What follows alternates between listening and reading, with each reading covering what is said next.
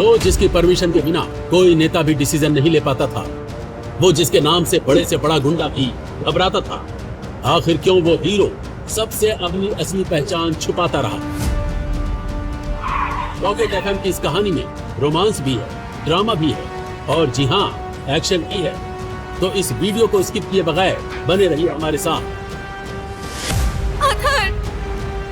ये लोग मुझे मार डालेंगे, प्लीज हेल्प मी। एक पति छुपा रहा था अपनी पत्नी से अपनी खौफनाक पहचान, मगर क्या हुआ जब उस पहचान की वजह से मुश्किल में फंस गई उसकी जान से प्यारी पत्नी की जान। एक छुपा रुस्तम हीरो और उसकी मासूम पत्नी की कहानी आज सुनिए पॉकेट एफएम की जुबानी। सर, कैबिनेट के सभी मंत्री आ चुके, हमें पार्टी मीटिंग शुरू कर देनी चाहिए। हाँ सीएम साहब, अब देर किस बात की, इस मीटिंग का एजेंडा डिस्कस कर ही लिया जाए।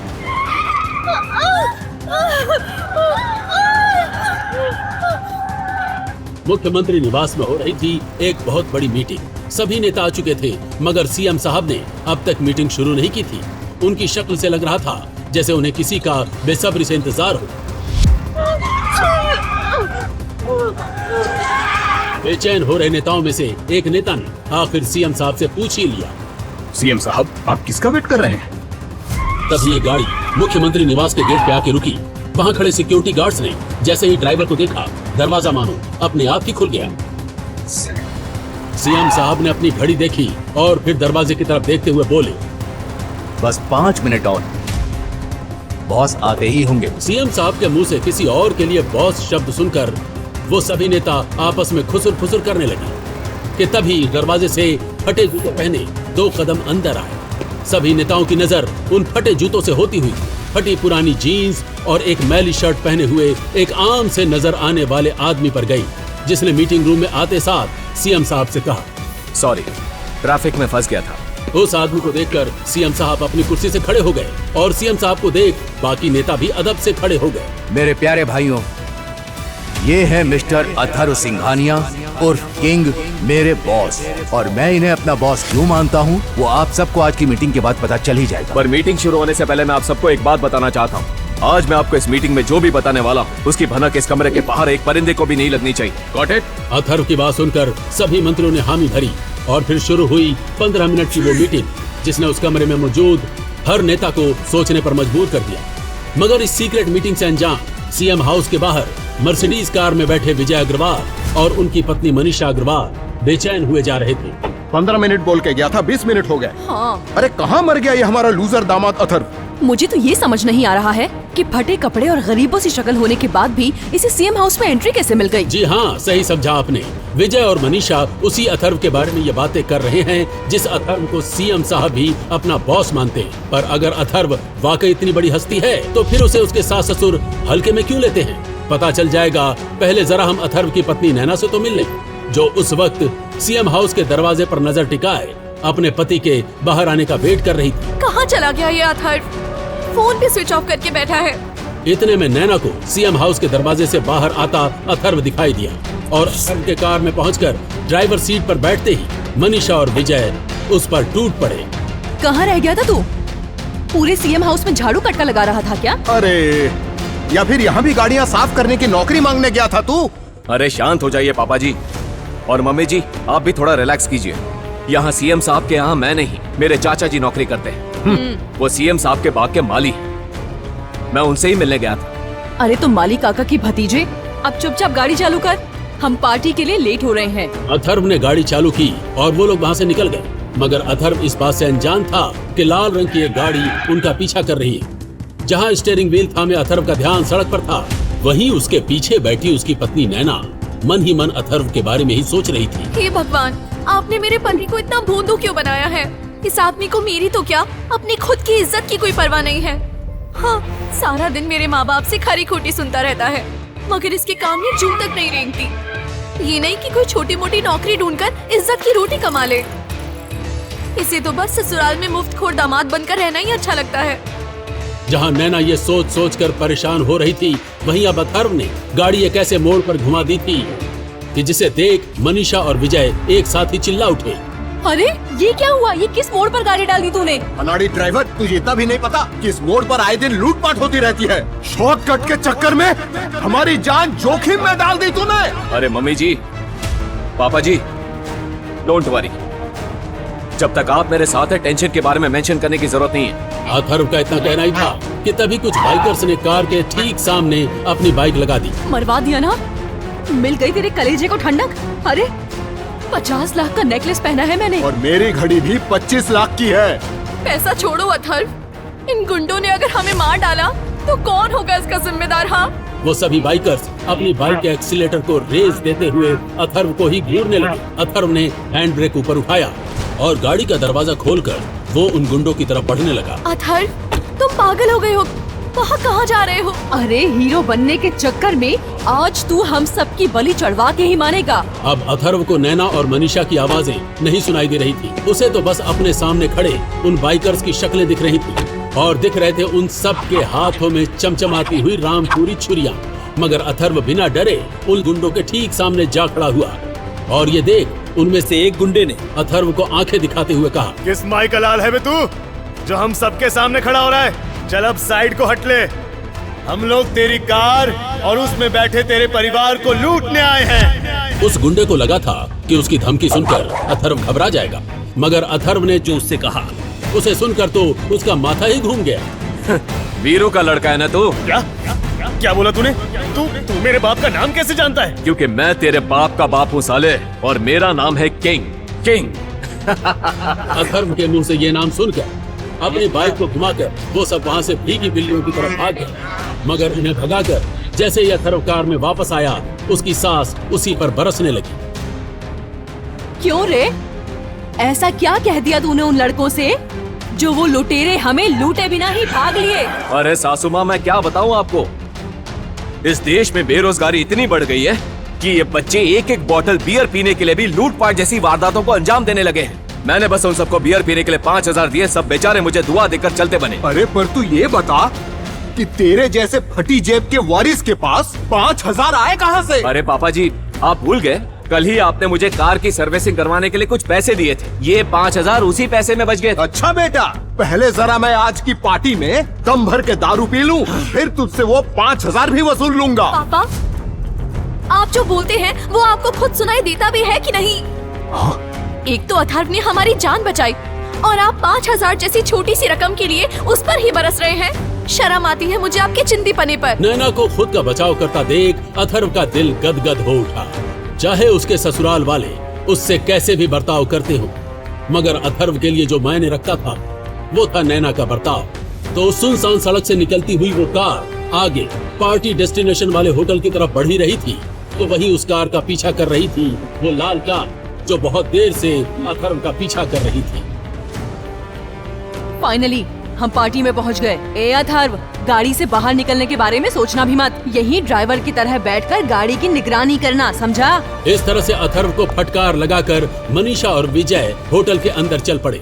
वहीं नैना उदास नजरों से अथर्व को देखकर सर झुकाए अपने माँ बाप के पीछे हो ली। इतने में एक वेट्रेस हाथों में महंगी वाइन लिए गाड़ी में बैठे अथर्व के पास आई और उसे वाइन सर्व करते हुए बोली, आज की शाम का खास जाम हमारे खास मेहमान के लिए। बहन जी, मुझे लगता है आपको कोई गलत फहमी हो गई है। मैं इस पार्टी का मेहमान नहीं, मैं तो इस गाड़ी का ड्राइवर हूँ। सर, हमारे मालिक को अच्छे से पता है कि आप कौन हैं, इसलिए उन्होंने आपके लिए इस ड्रिंक के साथ एक मैसेज भी भेजा है।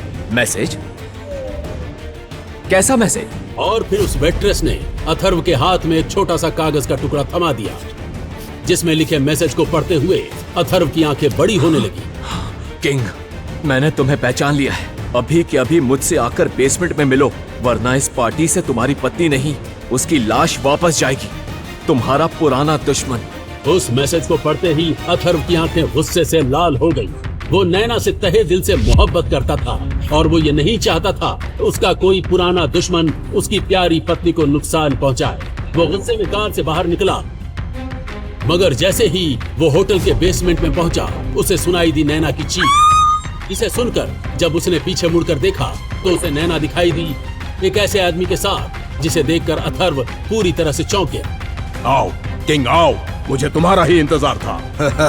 इन सभी सवालों के जवाब जानने के लिए आपको जानना होगा अथर्व की जिंदगी के उस चैप्टर के बारे में जिसके पन्ने छिपे थे उसके भयानक अतीत में। वो अतीत जिसमें भयानक खून खराबा था, वो अतीत जिसमें बेशुमार खतरों के खेल थे। तो सुनिए आगे की कहानी। वो किंग है, किंग, सबका बाप। अरे उसके नाम का डंका देश विदेश में बज रहा है। वो वन मैन आर्मी है, उसकी चुटकी के इशारे पर बड़ी बड़ी सल्तनत कांप जाए, ऐसा सलसला है वो सलसला। लेकिन 150 फाइटर से अकेला लड़ने आ गया ये, कैसे करेगा ये अकेला सबका सामना? इसे सबने समझा बेकार। उसने अकेले किया 150 फाइटर पर वार। किंग होते हुए भी जिसने छुपाई थी अपनी पहचान, क्या खुल जाएगा उसका सालों पुराना राज? जानिए शुरू से ये कहानी हमारे साथ। घायल हूँ, इसीलिए तो घातक हूँ। हाँ, ये है कौन? इसे देखते ही बड़े बड़े बॉक्सर और फाइटर्स फीकी बिल्ली क्यों बन गए? यूँ बड़े बड़े खली और बाहुबली तक इसे सर झुकाकर रास्ता दे रहे हैं। अबे तू इसे नहीं जानता? स्ट्रीट फाइटिंग की दुनिया का किंग, यहाँ का बादशाह है ये। लेकिन 3 साल से आखिर कहाँ गया था? ये जरूर अपने साथ एक तूफान लेकर लौटा है। जिसे ससुराल ने समझा गरीब और बेकार, उसने पत्नी को बचाने के लिए एक साथ 150 फाइटर्स पर किया वार। किंग होते हुए भी जिसने छुपाई थी अपनी पहचान, क्या खुल जाएगा उसका सालों पुराना राज? जानिए शुरू से ये कहानी हमारे साथ। मेरी बीवी की तरफ आंख भी उठाई ना तो जमीन के 10 फीट अंदर गाड़ दूंगा तुझे सिन्हा। अगर अपनी बीवी को बचाना है तो कल शाम 7 बजे पहुंच जाना। तुझे मेरे 150 फाइटर से लड़ना होगा। जब पत्नी पर किया गुंडों ने वार, एक बार फिर उसने उठाया हथियार। जो प्यार के लिए छुपा कर रखता था अपनी पहचान, वो किंग हुआ 150 फाइटर से लड़ने को तैयार। सुनिए शुरू से ये दिमाग को हिला देने वाली कहानी हमारे साथ।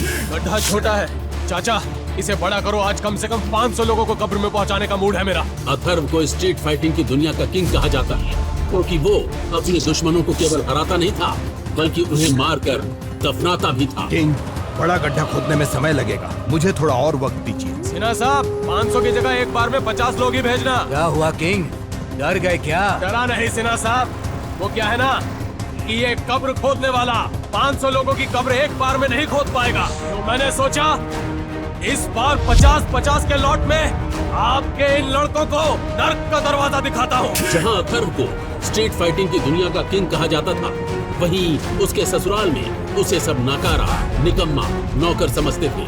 पर वो ये सब कुछ सहता था अपने प्यार की वजह से। आज भी वो खुद के लिए नहीं बल्कि अपने प्यार के लिए इतने सारे लोगों से अकेले लड़ने को तैयार था। पर क्या वो इतने सारे लोगों को एक साथ हरा पाएगा? क्या होगा जब ससुराल वालों को उसकी असलियत का पता चलेगा?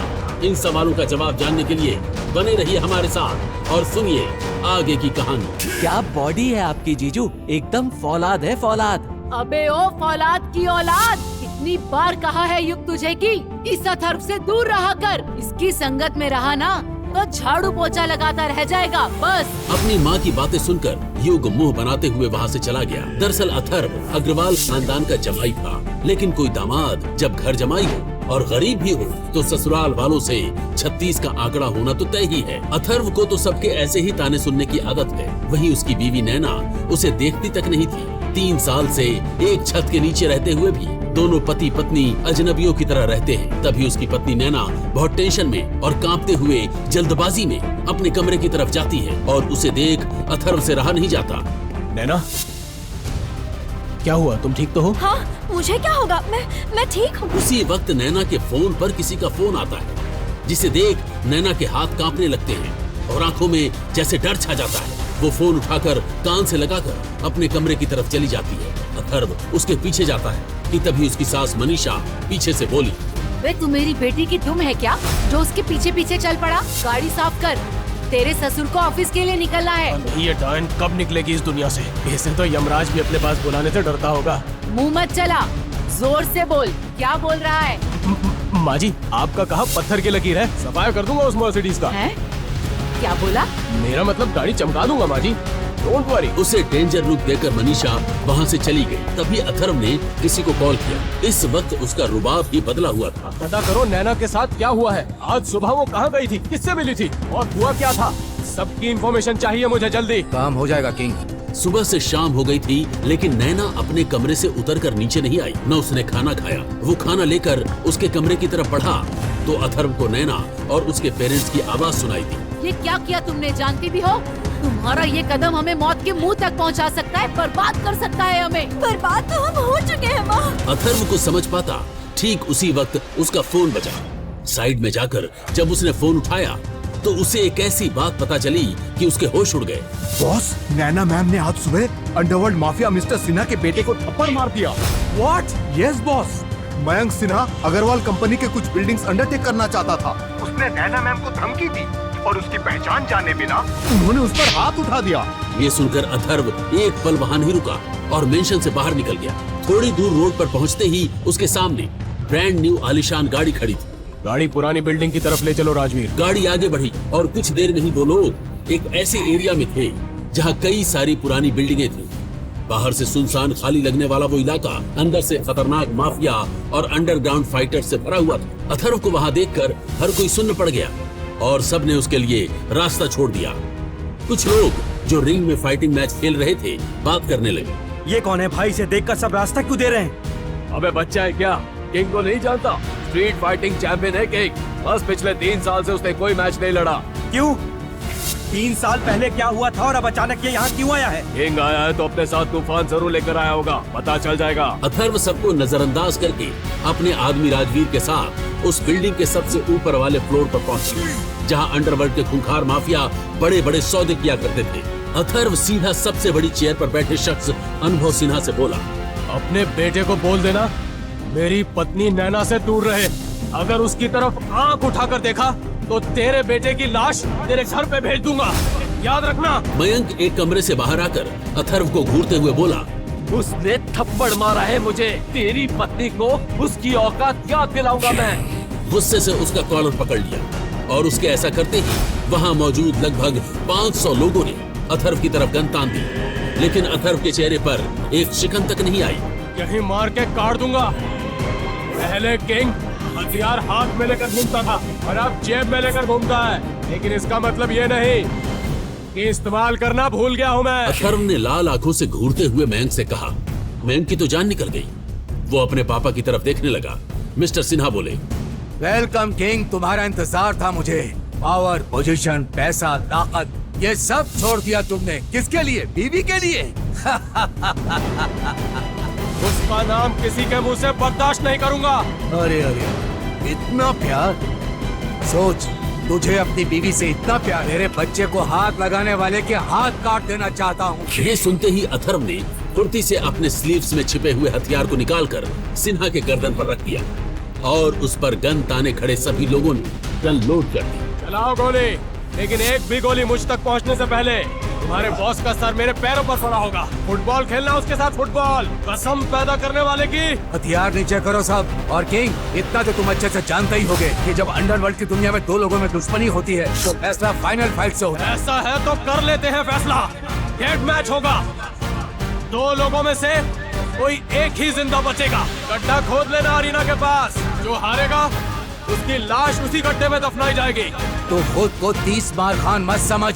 तू जानता नहीं है पिछले 3 सालों में कितने बड़े बड़े फाइटर्स इस दुनिया का हिस्सा बने हैं जो तुझे एक चुटकी में राख कर सकते हैं।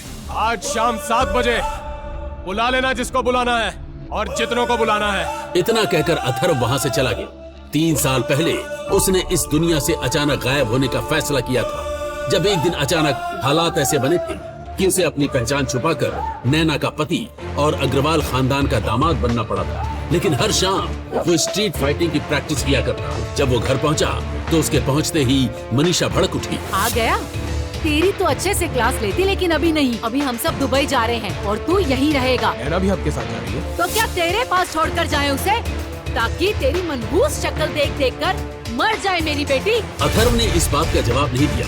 वो समझ चुका था कि इस सिचुएशन से बचने के लिए वो सभी लोग कुछ दिनों के लिए दुबई जा रहे थे और वो ये भी अच्छे से जानता था कि अंडरवर्ल्ड के उन लोगों से बचना इतना आसान नहीं है। ठीक है, आप लोग जाइए, मैं यहीं रहता हूँ। घर के सभी लोग जाने लगे और नैना भी निकलने लगी। नैना ने एक बार अथर्व की तरफ देखा और दूसरे ही पल नजर हटा ली। आखिर रिश्ता क्या था उन दोनों का? आज तक कभी 5 मिनट उन्होंने ठीक से बात नहीं की थी। फिर भी अथर्व ने नैना से कहा, ख्याल रखना अपना और चिंता मत करो, सब ठीक हो जाएगा। अथर्व, तुम चलो नैना, इसके साथ क्या टाइम पास कर रही हो? निकलो जल्द। मनीषा नैना को खींचते हुए वहाँ से ले गई। नैना गाड़ी में ही थी और रह रहकर उसे अथर्व की चिंता सता रही थी। वो लोग अथर्व को अकेला छोड़ आए थे, वो भी ऐसे खतरे के माहौल में। माँ, अगर हम अथर्व को भी साथ ले चलते तो क्या हो जाता? अगर वो खतरनाक लोग घर पर आ गए तो वो बेचारा क्या करेगा? नैना, ज्यादा सोचने की जरूरत नहीं है, शुक्र मानो। इतना सब होने के बावजूद हम तेरा साथ दे रहे हैं। कोई और परिवार होता ना तो अपना पल्ला झाड़ लेता। माँ, उसकी जान खतरे में है, मेरा पति है वो। उसे ऐसे छोड़कर जाते हुए मेरा मन नहीं मानता। गाड़ी रोको पापा। नैना, पागल मत बनो। अरे अगर उसे कुछ हो गया तो अच्छा ही है ना, तुम्हारा पीछा छूटेगा उससे। याद करो कि ये शादी तुम्हारे मनमर्जी की नहीं थी। पापा, गाड़ी रोको, मुझे जाना है अथर्व के पास। मैं उसे अकेला नहीं छोड़ूंगी। आज तक उसने मेरा साथ दिया है, अब मेरी बारी है। नैना के पिता विजय अग्रवाल ने गुस्से से गाड़ी रोक दी। नैना गाड़ी से बाहर निकलने लगी तो वो बोले, हम लोग जा रहे हैं। तुम्हारी वजह से हम लोग अपनी जान खतरे में नहीं डाल सकते हैं नैना। नैना गाड़ी से बाहर निकली और तुरंत ऑटो पकड़ लिया। वो घर की तरफ पहुंची ही थी कि तभी उसने अथर्व को एक बड़ी सी गाड़ी में बैठते हुए देखा और वो डर गई। ये गाड़ी कहीं अंडरवर्ल्ड के लोगों की तो नहीं? ये अथर्व को लेकर क्यों जा रहे हैं? मेरे बारे में पूछताछ कर रहे होंगे। मुझे जाना होगा। भैया, उस गाड़ी का पीछा कीजिए। नैना उस गाड़ी का पीछा करने लगी। कुछ दूरी पर आकर अथर्व की गाड़ी वहाँ से गायब हो गई और नैना बीच रोड पर ही रह गई। वहीं इधर अथर्व जब फाइटिंग एरिया में पहुंचा तो बड़े बड़े तगड़े फाइटर्स ऐसे लाइन में खड़े थे जैसे उसके खून के प्यासे हो। Welcome king. दुनिया भर के खतरनाक फाइटर्स जिनका नाम सुनते ही लोग घबराते हैं, तुमसे फाइट करने के लिए यहाँ मौजूद हैं। देखते हैं किसमें कितना दम है। अथर्व बिना डरे साइड में देखते हुए बोला, गड्ढा छोटा है, इतने सारे लोग दफन नहीं हो पाएंगे, थोड़ा गहरा खोदो। गड्ढा खोदने वाला आदमी जो पिछले 15 साल से न जाने कितनी ऐसी डेड फाइट्स देख चुका था, मुस्कुराते हुए बोला, किंग, बड़ा गड्ढा खोदने में और समय लगेगा, आपको मुझे थोड़ा और वक्त देना होगा। सिन्हा साहब, 500 की जगह एक बार में 50 लोग ही भेजना। क्या हुआ किंग, डर लग रहा है क्या? 3 साल बाद मैदान में उतर रहे हो ना, समझ सकता हूँ। तुम चाहो तो बिना लड़े भी हार मान सकते हो। डर नहीं लग रहा सिन्हा साहब, वो क्या है ना कि ये कब्र खोदने वाला 500 लोगों की कब्र एक बार में नहीं खोद पाएगा, तो मैंने सोचा इसकी भी सुन लेते हैं। इस बार 50-50 के लॉट में आपके बंदों को नर्क का दरवाजा दिखाता हूँ।